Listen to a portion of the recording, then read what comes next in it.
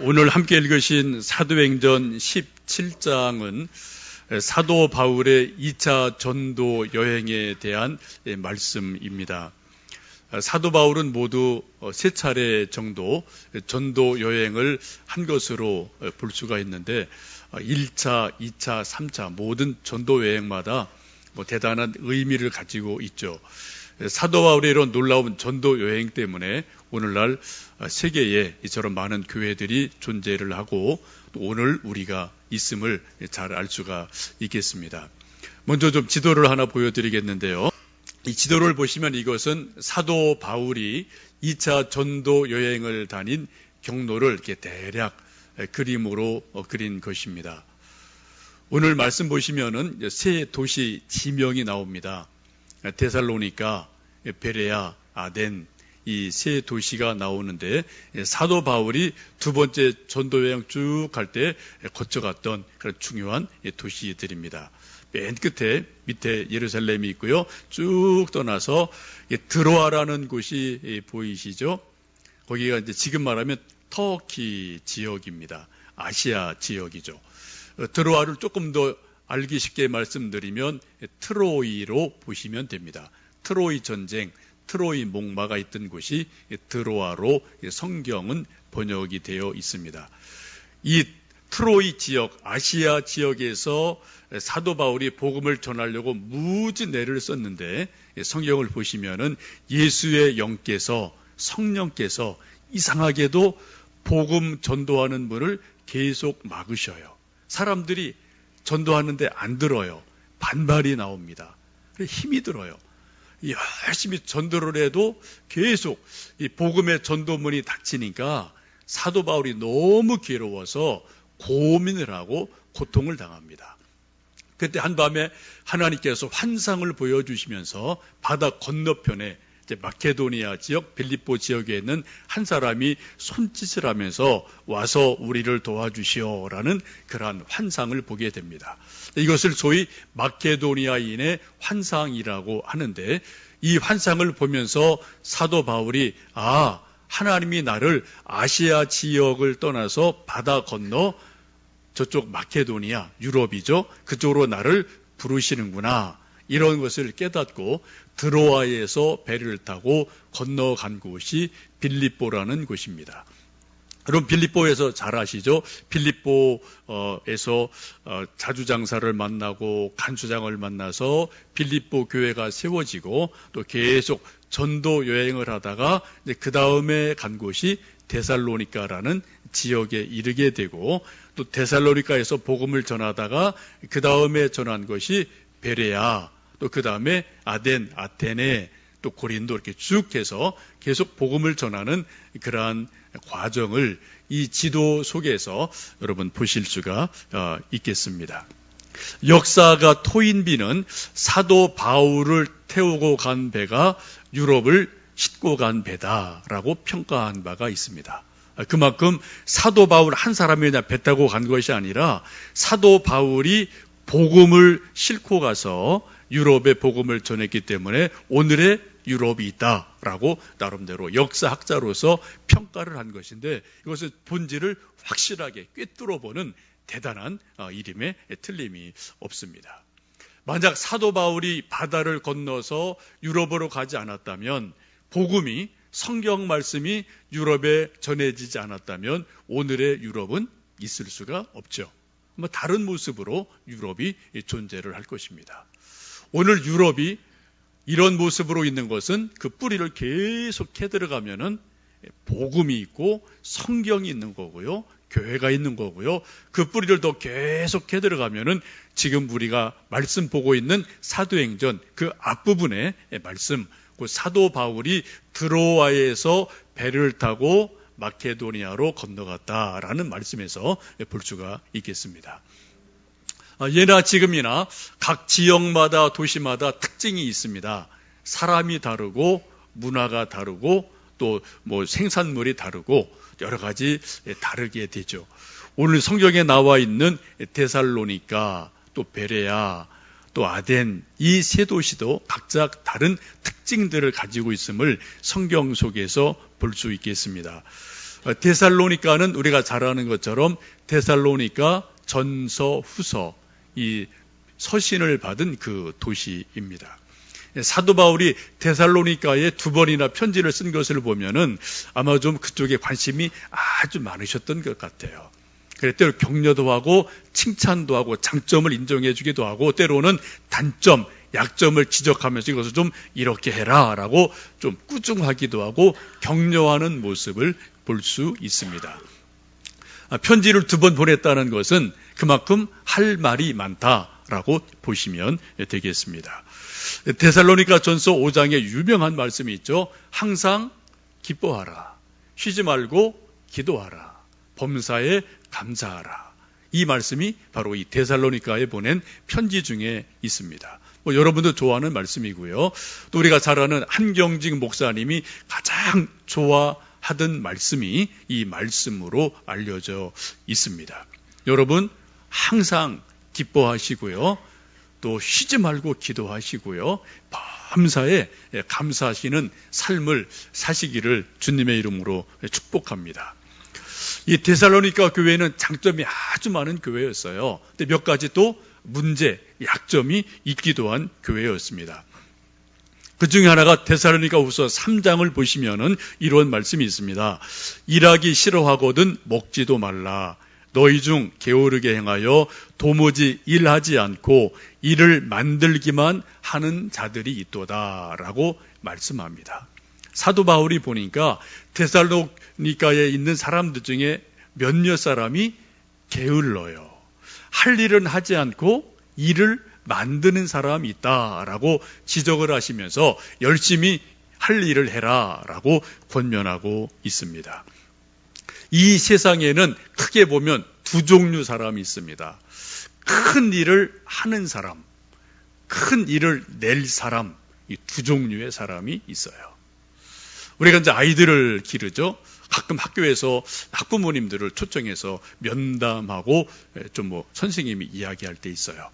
근데 담임 선생님이 학부모를 불러서 교무실로 좀 오세요 해서 갔더니 이런저런 얘기를 하다가 담임 선생님이 우리 길동이는요 앞으로 큰 일 할 사람이에요 라고 말하면 부모님들이 힘이 나요.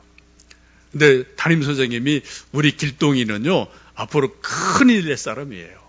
그러면 우리 부모님들 마음이 낙심이 될 때가 있죠. 여러분은 큰 일 할 사람이십니까? 큰 일 낼 사람이십니까? 한번 잘 살펴보시면 좋겠어요. 근데 지금 데살로니가에 있는 적지 않은 많은 사람들이 어떻다고요? 큰 일 할 사람이 아니라 큰 일 낼 사람이다 라고 사도 바울은 말씀을 하고 있습니다. 그 이유를 우리가 말씀을 쭉 이 사도행전을 보시면은 그런 말씀이 있거든요. 오늘 본문에도 13절에 그런 말씀이 있는데 데살로니가에 있는 유대인들은 바울이 하나님의 말씀을 베레아에서도 전하는 줄을 알고 거기도 가서 무리를 움직여 소동하게 하거늘 이라고 말씀합니다. 그 이전에 데살로니가에서 사도 바울이 복음을 전할 때 유대인들이 아주 거칠어서 사도 바울을 강력하게 반발한 그런 일들이 있습니다. 불량배들을 막 모아놓아서 뒤에서 데모를 일으켰어요. 그래서 사도 바울이 도저히 데살로니가에 머물 수 없을 정도로 강력하게 그러한 불량배들을 동원해서 문제를 일으켜서 쫓기듯이 데살로니가로 오게 된 일이 있거든요. 근데 사도 바울이 베레에 와서 복음을 전하는데 이 소식을 들은 데살로니가에 있는 사람들이 어떻게 해요? 여기까지도 쫓아와서 또 소동을 일으키게 됩니다. 13절에 그렇게 말씀하잖아요. 바울이 베레아에서도 전하는 줄을 알고 거기도 가서 베레아까지 쫓아와서 또 유대인들이 여러 가지 소동을 일으키는 일이 일어나게 됩니다. 아까 우리가 지도를 잠깐 보셨는데 데살로니가에서 베레아까지는 약 80km가 돼요. 200리입니다. 요즘도 우리가 80km 차 타고 가는 것도 가까운 거리 아니거든요. 꽤 마음 먹어야지 갈 수 있는 거리입니다. 옛날에는 다 걸어 다니는 거리겠죠. 근데 이 데살로니가에 있는 사람들이 얼마나 극성맞은지 사도 바울이 복음을 베레아에서 전한다 그러니까 사람들이 때로 몰려와서 거기서 막 소동을 일으켜서 이 베레아에서 사도 바울이 쫓겨나듯이 도망을 쳐서 배를 타고 간 곳이 아테네로 도망을 가서 복음을 전하게 됩니다. 이것을 보면은 데살로니가의 사람들이, 적지 않은 사람들이 상당히 터프한, 거칠은 그러한 사람들인 것을 볼 수가 있죠. 두 번째 도시는 이제 아덴이라는 도시가 나옵니다. 아덴은 이제 아테네라는 도시죠. 이곳은 뭐 철학의 도시이고요. 그래서 수도이기도 하죠. 사도 바울이 이곳에 가서 복음을 전했는데 의외로 많은 열매를 맺지는 못했습니다. 그래서 철학자들이기 때문에 사도 바울도 뭐 나름대로 지식인, 뭐 지성인이기 때문에 철학적으로 복음을 쭉 설명했는데 별로 반응이 없었어요. 그래서 상당히 아쉬움을 가지고 있는 도시이기도 합니다. 그 중간에 있는 도시가 베레아라는 도시인 것을 우리가 말씀에서 보게 됩니다. 오늘 말씀을 쭉 보시면은 사도 바울이 베레아라는 도시를, 그 도시에 사는 사람들을 아주 긍정적으로, 우호적으로 평가한 것을 볼 수가 있습니다. 우리 11절, 12절 말씀을 함께 읽어 보십니다. 베레아에 있는 사람들은 데살로니가에 있는 사람들보다 더 너그러워서 간절한 마음으로 말씀을 받고 이것이 그러한가 하여 날마다 성경을 상고함으로 그 중에 믿는 사람이 많고 또 헬라의 기브인과 남자가 적지 아니하나라고 말씀을 합니다. 사도 바울이 볼 때 베레아에 있는 사람들이 상당히 좋은 사람들이 많다라고 평가를 하고 있습니다. 그 모습을 신사적이다라고 말씀을 합니다. 여기 지금 번역이 우리 지금 읽은 성경에는 너그러워서라고 말씀하는데 개역 성경 옛날 번역을 보시면은 신사적이어서라고 번역을 하고 있습니다. 이 신사적이라는 말의 본래 뜻은 고상하다, 가문이 좋다, 그런 의미를 가지고 있는 단어이기도 합니다. 베레아 사람들이 고상한 인격이 있고 신사적인 사람들이어서 하나님 말씀을 잘 귀 기울여 듣고 또 순종했다라고 성경은 말씀을 하고 있습니다. 여러분, 신사가 도대체 누가 신사일까요? 여러분, 뭐 내가 신사지라고 생각하는 분들이 계실 터인데 뭐 신사가 참 많죠. 우리가 보통 신사하면은 뭐 멋진 양복을 쫙 빼입고 넥타이에 매고 또 반짝반짝하는 구두 신고 뭐 이런 사람 우리가 뭐 신사라고 이야기를 합니다. 예, 맞습니다. 근데 양복 입고 반짝거리는 구두를 신었다고 다 신사는 아닙니다. 우리 뭐 말에 속담에 반짝인다고 다 금이 아니다라는 격언이, 속담이 있는 것처럼 우리가 양복을 입고 반짝이는 구두를 신었다고 다 신사는 아니죠. 가끔 여러분 운전을 하다 보시면 그러한 모습을 좀 보실 수 있습니다. 정말 뭐 몇 억 하나 좋은 외제차를 탄 젊은 어떤 사람이 양복 쫙 빼입고요, 선글라스 딱 끼고요, 폼 잡고 딱 운전하다가 가는데 가끔 우리가 이제 그 옆에 갈 때 있고 뒤에 갈 때 있고 뭐 이럴 때 있잖아요. 또 신호등에 좀 같이 비슷하게 설 때 있고. 근데 가끔 보면은 문을 탁 내리더니 어떤 멋있는 청년이 담배를 그냥 피우다 휙 던지는 그런 일을 우리가 종종 거리에서 볼 수 있거든요. 그때 여러분 어떤 생각 드세요? 아, 저 사람은 저 차 탈 자격이 없는 사람이구먼. 그런 생각 우리가 하게 됩니다. 차는 정말 좋은 차예요. 사람도 아주 뭐 멀쩡하게 잘생기고 뭐 넥타이 딱 맸습니다. 그런데 피우던 담배를 그냥 뭐 불도 끄지 않은데 그냥 휙 도로에 던져버리고 뭉 하고 가는 사람들 뭐 종종 우리가 운전하다 거리에서 볼 수 있거든요. 우리가 그런 사람을 신사라고 말하지는 않습니다. 조금 뭐 헌 옷을 입었어도, 넥타이가 조금 뭐 오래되었어도 정말 매너가 좋은 사람, 마음이 좋은 사람, 인격이 좋은 사람, 이러한 사람을 우리가 신사라고 이야기를 합니다. 오늘 성경 말씀을 보시면 사도 바울이 데살로니가에 있는 사람들과 베레아에 있는 사람들 다 겪어봤어요. 경험을 해봤어요. 사람은 겪어봐야 한다, 그런 말이 있죠. 사도 바울이 보통 분이 아닙니다. 지성, 신학, 믿음, 사람 심리 꿰뚫어 보는 이것에 나름대로 아주 날카로운 눈이 있는 사람인데 베레아 사람과 데살로니가 사람을 쭉 겪어보니까 베레아 사람들이 훨씬 더 신사적이구나, 훨씬 더 아주 고상한 사람들이구나, 이런 것들을 깨닫게 되고 오늘 이렇게 성경에서 말씀을 합니다. 사도 바울이 말씀하는 베레아 사람들이 신사적이라는 의미를 영적인 의미로 사도 바울은 그들이 어떻게 해요? 하나님 말씀이 그러한가 하여 날마다 성경을 상고했다라고 말씀해요.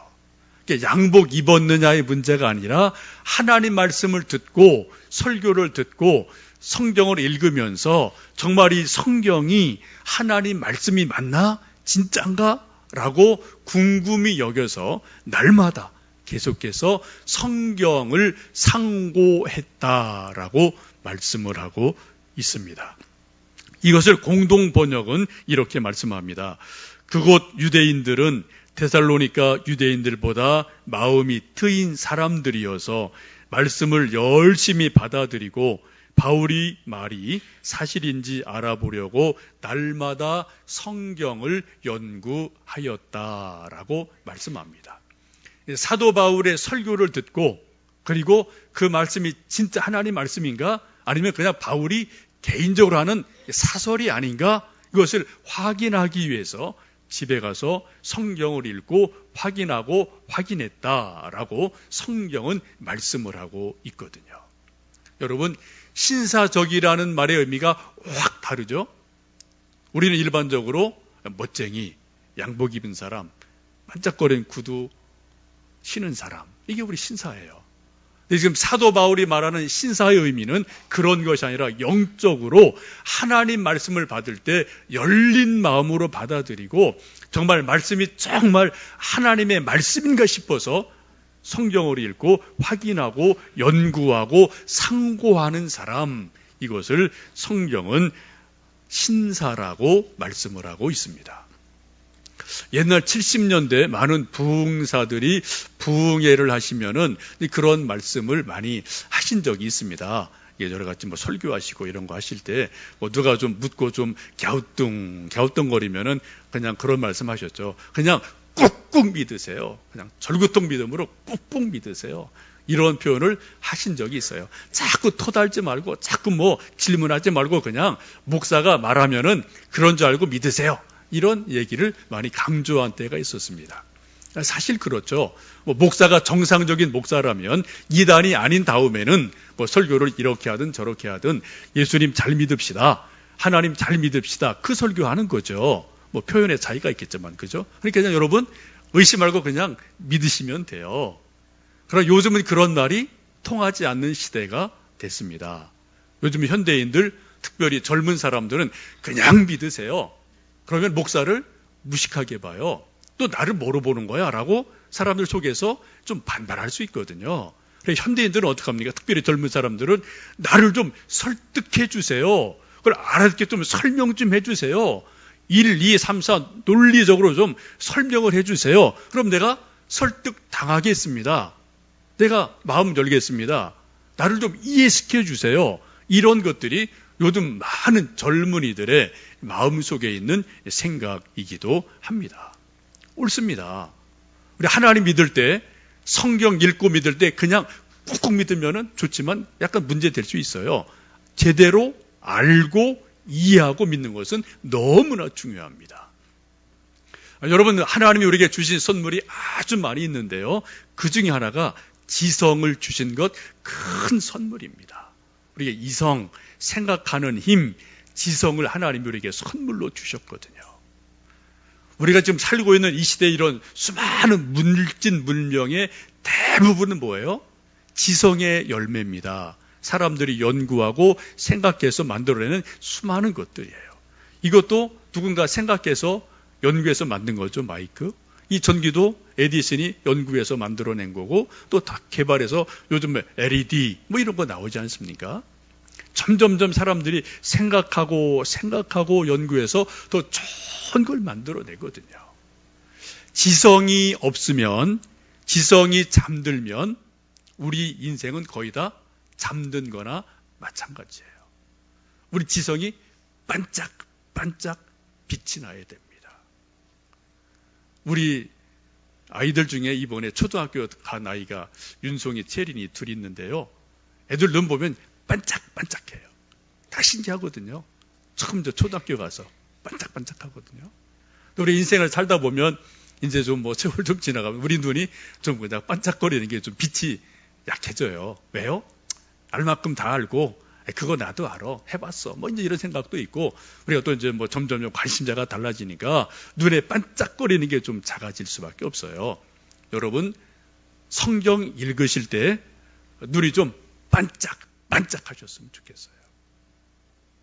지성이 반짝반짝해서 우리가 이해를 하고 이게 맞구나. 이게 도리에 맞구나. 내가 이해가 돼.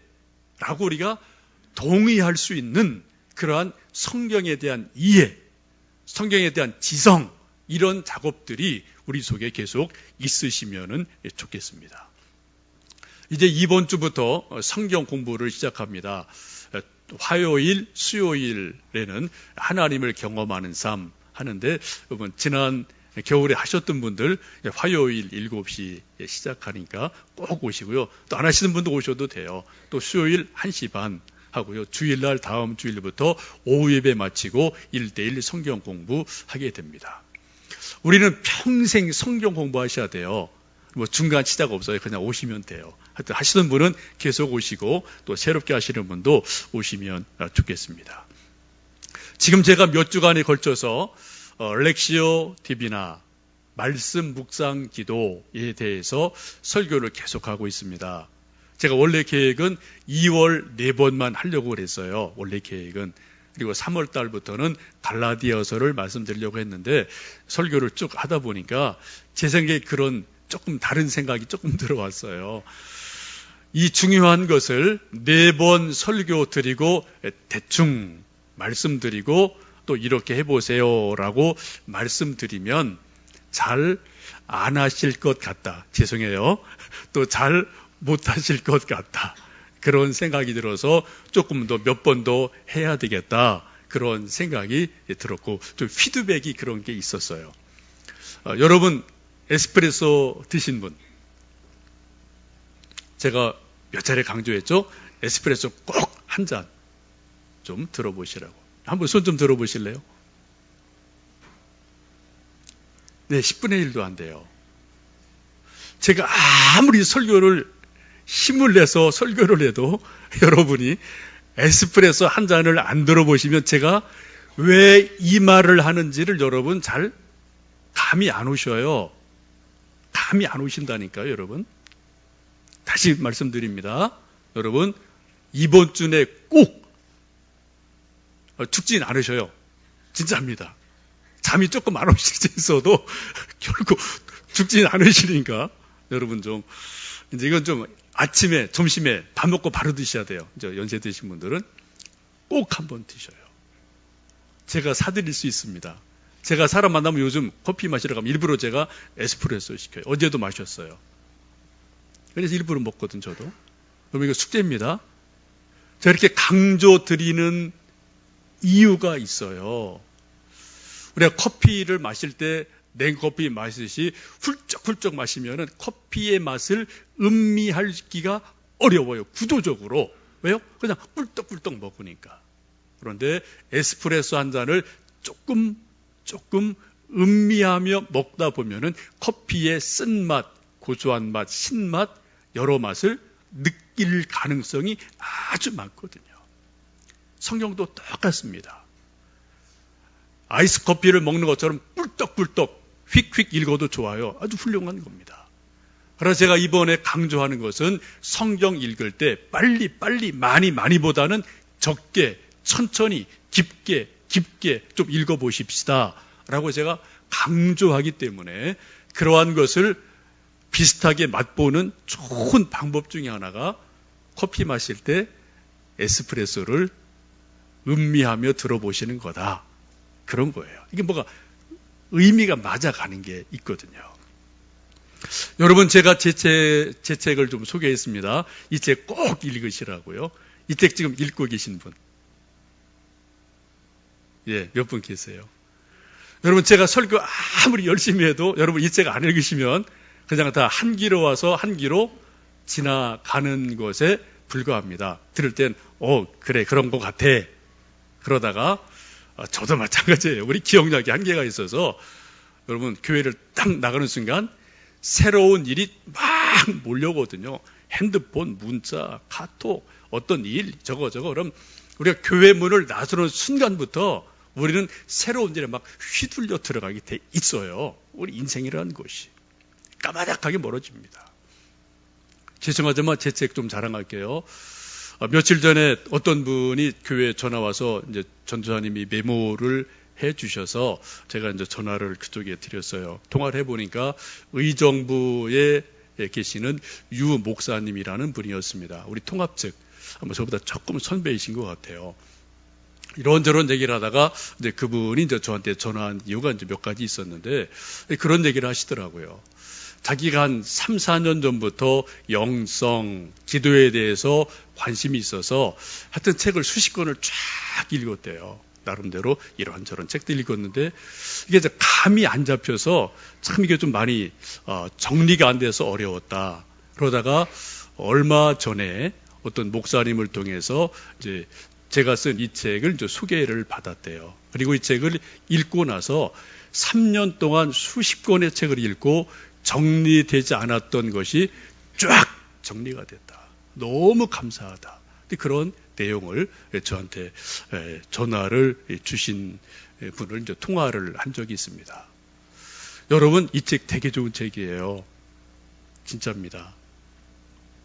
한 번 읽어서 소화 안 되실 수도 있어요. 두 번, 세 번 여러분 줄치면서 꼼꼼히 읽으시고요. 또 뒤에 제가 뭐 이렇게 해보세요, 저렇게 해보세요라는 것도 있는데 해보셔야 돼요. 여러분, 이 책을 읽으시고, 이거는 그냥 가이드북입니다. 이 책을 읽으라고 말씀드린 이유는 이 책을 읽어보시고 이러한 방법을 통해서 하나님의 말씀 성경을 읽어보십시오라는 것으로 제가 글로 방향이 가는 거예요. 이 책 자체가 별거 이거 안 해요. 그러나 한 징검다리로서 나름대로 의미가 있기 때문에 말씀을 드리는 겁니다. 여러분, 책을 읽어보시고 또 실천을 해보지 않으시면은 여러분 생각에 그래, 그런 것 같아. 거기서 끝이에요. 그 이상 진도가 나가지를 않습니다. 여러분, 성경이 하나님의 말씀인 것을 정말 맛보고 싶으십니까? 체험을 해보고 싶으십니까? 이 성경의 글씨가 아니라 이 속에 정말 하나님의 약속이 있구나, 하나님의 능력이 있구나, 하나님의 은혜가 있구나. 이것을 여러분 정말 맛보고 싶으셔요? 성경 그렇게 읽어보세요. 이 책이 그냥 보통 책이 아니잖아요. 그죠? 이게 하나님의 말씀이잖아요. 성경책이요. 이것을 여러분 다시 한번 에스프레소 한 잔을 음미하며 드시는 것처럼 그런 방식으로 성경을 천천히 읽고 묵상하고 기도하시다 보면 어느 순간 어떤 말씀이 우리 영혼에, 우리 심령에 하나님 말씀으로 들리는 그러한 은혜가 있을 줄로 믿습니다. 베레아 사람이 그런 일을 했다는 거예요.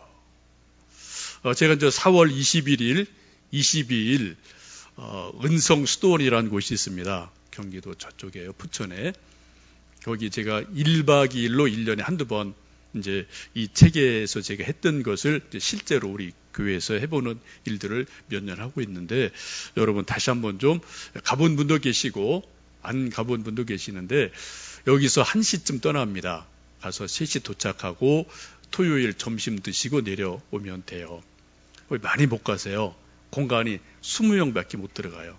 1인 1실 딱 들어가게 돼 있는 이제 그러한 곳이고, 장신대에서 신대원생들이 의무적으로 기도 훈련할 때 쓴 그런 공간이어서, 그때가 중간고사 기간이어서 그때 비거든요. 그때밖에 저도 못 올라가요. 다른 데는 다 학생들이 계속 써서. 하여튼 여러분 좀 4월 21일, 22일 미리 좀 메모하셨다가 좀 시간을 내놓으시고 함께 가보시면 제가 왜 이렇게 자꾸 이런 말씀을 드리는지 조금 좀 맛을 보실 수 있는 그런 시간이 되실 것 같습니다. 베레아 사람들이 바울의 말씀을 듣고 이 말씀이 그러한가 하여 날마다 성경을 상고했다라고 오늘 말씀하고 있습니다. 상고했다라는 말을 영어로 보면은 examine이라는 단어를 쓰고 있습니다. 이것은 아주 상세하게 살펴봤다는 거죠. 쉽게 말씀드리면은 돈을 옛날에 위조 지폐가 하도 많으니까 이 돈이 진짜 돈인지 위조 지폐인지 막 자세히 보는 거예요. 여권도 요즘 가짜 여권 가끔 있습니다. 그래, 여권 검사할 때 이 여권이 진짜인지 위조 아닌지를 자세히 살펴보는 그러한 태도, 그러한 마음, 이것이 상고했다라는 단어가 가지고 있는 의미로 보시면 좋겠습니다. 지금 베레아 사람들이 데살로니가에 있는 사람들보다 훨씬 좋은 점, 그래서 오늘 말씀 보시면은 많은 헬라의 귀부인과 귀족들이 많이 믿었다라고 말씀하는데 그 이유가 뭡니까? 이처럼 성경 말씀을 들을 때 진지하게 열린 마음으로 말씀을 읽고 묵상하고 상고하다 보니까 하나님이 믿어진 거예요. 믿어지지 않을 수가 없죠. 그렇죠? 그렇게 믿어지는 놀라운 일이 있게 됩니다. 저는 성경 묵상을 도라지와 산삼으로 비유를 하고 싶습니다. 제가 엘리베이터 여러분 올라오실 때 도라지 산삼 그 그림을 보셨을 텐데 여러분 묵상과 기도가 저는 그렇다고 생각이 돼요. 저는 어릴 때 시골에서 자라서 이제 국민학교 이렇게 수업 마치고 돌아오면은 어른들 다들 뭐 논밭에 일 가셔서 뭐 사람들이 없어요. 그런데 배가 또 고프면은 먹을 게 없으니까 이제 부엌 가보면은 속풀이 이렇게 이제 보리쌀, 보리밥 해놓은 거 있거든요. 여름 되면 이렇게 조금 흰내 같은 게 나요. 그러면 이게 물에다가 이렇게 한두 번 좀 빨아내고 이제 물에다가 보리밥 이렇게 좀 넣고 뭐 반찬이 없으니까 이제 어슬렁거리다가 이제 뒷발 가면은 뭐 도라지가 쭉 있으니까요. 호미 가져가서 호비호비해서 이제 도라지를 이렇게 쭉 한두 개 뽑아서 껍데기 이제 벗겨서 고추장은 늘 있으니까 고추장에 딱 찍어서 먹으면은 정말 맛있어요. 그 맛을 지금도 저는 기억합니다. 지금 있는 도라지는 대부분 물에 담궈 넣어서 그 도라지 독특한 맛이 거의 빠져 있잖아요. 그죠? 근데 옛날 도라지 그대로 생으로 먹으면 그 쌉싸름한 그 맛이 고추장이랑 딱 맞으면은 정말 맛이 있습니다. 그래서 이제 먹었던 기억이 지금도 뭐 새록새록 기억이 납니다. 근데 도라지 여러분 캘 때 어떻게 파나요? 그냥 호미로 그냥 조금 훅 파고 이게 조금 나오면은 손으로 잡아서 쭉 뽑으면 그냥 뽑혀요. 중간에 뭐 잔 가지들이 뭐 잘려 나가기도 합니다. 별로 중요하지 않아요. 도라지 흔한 거니까. 근데 여러분 산삼은 좀 얘기가 다르죠. 여러분 산삼 캘 때 도라지 캐듯이 조금 호미로 조금 흙 파내고 머리 잡고 그냥 딱 뽑아내듯이 산삼을 캐겠습니까? 그렇지 않으실 거예요. 실제로 2007년 중국 쪽에 있는 백두산에서 300년이 넘는 슈퍼 산삼이 발견된 적이 있습니다. 이것이 시가로 그 당시 3억 7천, 요즘으로는 5억 이상으로 되는 거로 보아야 될 것 같아요. 이렇게 판매된 것이 있어요. 여러분 인터넷 검색하면 이거 다 기사 나오는 겁니다. 제 책에도 그 내용을 좀 썼습니다. 300년 된 산삼 한번 보시겠어요? 이렇게 생긴 산삼입니다. 대단하죠?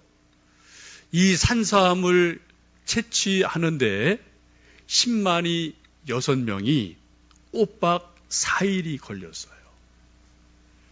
여러분 상상이 되십니까? 10만이 전문 산삼 캐는 사람들이 6명이 꼬박 4일이 걸려서 저 산삼을 캤어요. 산삼을 캤다 그러면 좀 말이 안 되죠. 산삼을 채취했다라는 말이 더 정확하게 맞을 것 같습니다. 도라지는 뽑는 겁니다. 캐는 겁니다. 산삼은 뭐예요? 채취했다라는 말이 조금 더 맞을 것 같아요. 한번 여러분 상상을 해보시랍니까? 6명의 전문인이 왜 4일씩 걸려서 저 산삼을 채취를 했을까요? 사보라 한 쌈 푹 벗어 흙 툴툴 털고 산삼 봤다고 뽑아냈을까요?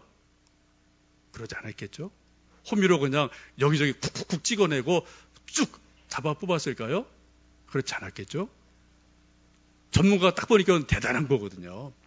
아마 제 짐작에는 그 사람들이 1m, 2m 주변부터 쭉 흙을 조심조심 파들어가면서 잔뿌리 하나라도 상하지 않게 조심조심하면서 저것을 캐 들어갔음에 틀림이 없습니다.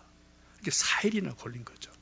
조금 받아 또 잘 덮어놓고 또 그 다음날 또 잘 하나하나 정말 실뿌리 하나도 끊어지지 않게 상하지 않게 조심조심 채취한 것이 저 산삼이거든요. 말씀 묵상하는 게 뭐냐?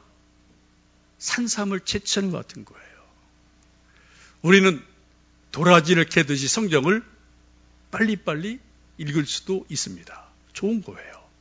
그러나 더 좋은 것은 산삼 한 뿌리에 실뿌리 하나 상하지 않도록 조심해서 천천히 깊게 하나님의 말씀 속으로 우리 지성을 다해서 정성을 다해서 내 온 힘을 기울여서 말씀으로 조금씩 파 들어가는 것, 이것을 묵상이다라고 이해하시면 좋겠습니다. 잠언 2장은 이렇게 말씀합니다. 내 아들아, 내가 만일 나의 말을 받으며 나의 계명을 내게 간직하며 내 귀를 지혜에 기울이며 내 마음을 명철에 두며 은을 구하는 것 같이 그것을 구하며 감추어진 보배를 찾는 것 같이 그것을 찾으면 여호와 경외하기를 깨달으며 하나님을 알게 되리라. 감추인 은을 찾는 것처럼, 감추어진 보화를 찾는 것처럼 그렇게 열정적으로 하나님을 찾으면 하나님을 알게 될 것이다. 하나님을 발견하게 될 것이다. 라고 성경은 말씀하고 있습니다. 여러분, 우리가 하나님을 하나님으로 알게 된다면 우리 인생의 게임은 끝나는 겁니다. 그렇죠? 우리 모든 사람은 흙으로 지어진 존재이기 때문에 문제가 다 있어요. 아픕니다. 경제 문제 있습니다. 자식 문제 있습니다. 내 연약함이 있습니다. 내 성격 탓이 있습니다. 이거저거 없는 사람이 누가 세상에 있겠어요? 모두 다 문제가 다 있거든요. 근데 문제는 문제가 있느냐 없느냐가 아니라 그 문제를 어떻게 바라보고 어떻게 넘어가느냐, 어떻게 극복하느냐, 그 문제거든요. 관건은. 그게 어디 있다고요? 하나님 말씀 속에 있거든요. 그 답이. 그 능력이 하나님 말씀 속에 있거든요. 그렇죠? 그 모든 지혜가, 그래서 이길 힘이, 그 능력이, 그 지혜가, 그 해결책이 다 성경 말씀에 있기 때문에 우리가 성경을 읽으면서 묵상하면서 하나님을 알았다 라면 우리가 인생은 기본적으로 게임 끝난 거예요. 여러분, 요즘 여러분 개인적인 고민이 있으십니까? 문제가 있으십니까? 저도 고민 있고 문제 있죠. 왜 없겠습니까? 그러나 날마다 하나님 말씀을 붙들고 말씀 속에서 지혜를 얻고 말씀 속에서 능력을 얻고 그 말씀으로 하나씩 넘어가는 거죠. 그러다 보면 어느 순간 정말 하나님이 그걸 완벽하게 해결해 주셨어요. 이기게 해 주셨어요. 그걸 넘어가게 해 주신 일이 있거든요. 왜요? 우리가 하나님 말씀 속에서 하나님의 능력을 맛보기 때문에 그렇습니다. 하나님의 말씀을 맛보게 되면, 하나님을 알게 되면 산삼 300년짜리 먹은 것보다 더 큰 은혜가 있습니다. 더 큰 능력이 나타나요. 우리 영혼에 구원이 임하거든요. 자유함이 임하거든요. 하나님의 은혜가 임하거든요. 하나님의 능력이 임하거든요. 이것이 산삼 한 뿌리만 못합니까, 여러분? 성경이? 하나님이 산삼 한 뿌리만 못한 그런 능력이 없으신 분입니까? 아니잖아요. 여러분, 우리가 성경 말씀을 깊게 읽고 묵상하고 하나님께 기도하다 보면 어느 순간 어떤 말씀을 통해서 우리 심령 속에, 우리 지성 속에, 우리 영혼 속에 하나님의 말씀이, 하나님의 능력으로 임하는 놀라운 은혜가 있습니다. 이러한 은혜가 여러분에게, 우리에게 있기를 간절히 축복합니다. 하나님을 가장 잘하는 방법은 다른 거 없어요. 성경 읽고 연구하고 묵상하고 기도하는 것 이외에는 하나님 아는 방법이 우리에게는 존재하지 않습니다. 올해가 종교개혁 500주년이죠. 세계 모토가 있습니다. 오직 믿음으로, 오직 은혜로, 오직 성경으로. 이게 다 세 가지가 연결되어 있어요. 근데 가장 기본이 뭡니까? 오직 성경이에요. 성경 없는 믿음 있을 수 없습니다. 성경 없는 은혜 있을 수가 없어요. 그건 오리무중이에요. 그건 희미한 거예요. 모든 것이 결국은 다 성경으로 돌아가는 거거든요. 오직 성경으로. 여러분, 저나 여러분이나 우리 교회나 정말 다시 한번 성경으로 돌아가셨으면 좋겠습니다. 어떻게 해요? 성경 말씀을 하나님의 말씀으로 읽고 인정하고 믿고 그리고 천천히 성경을 읽고 묵상하고 경건하게 베레아 사람들처럼 상고할 때, 그때 어느 순간 우리 영혼 속에, 우리의 마음 속에 하나님의 말씀이 들려질 줄로 믿습니다. 여러분, 정말 하나님의 능력을 맛보고 싶지 않으십니까? 정말 성경대로 살았더니 하나님이 정말 이렇게 해주시더라, 그런 간증이 저는 저대로, 여러분대로 좀 한번 우리가 그런 간증을 나누고 싶지 않으십니까? 여러분, 어떻게 해요? 도라지를 뽑듯이 쑥 뽑는 게 아니라 산삼을 채취하듯이 정말 정성스럽게 말씀을 읽고 묵상하고 기도하는 가운데 어느 순간 어느 날 우리에게 하나님의 말씀이 들려지는 놀라운 은혜가 있을 줄로 믿습니다.